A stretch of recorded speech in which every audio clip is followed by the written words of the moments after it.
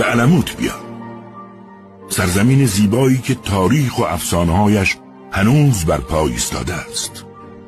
علموت بخشی از آبریز کاسپیان است، قرار یافته در شمال و شمال شرقی قزوین، با مردمانی که به فارسی، تاتی، گیلکی و مازنی سخن بر زبان می‌آورند.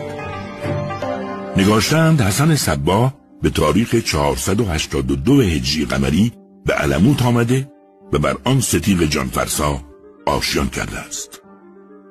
علموت ایستاده در شمال آبادی گازرخان، با پرتگاه‌های مخوف، با خندق‌های سنگی و انبارهای بیشمار آب و آذوقه.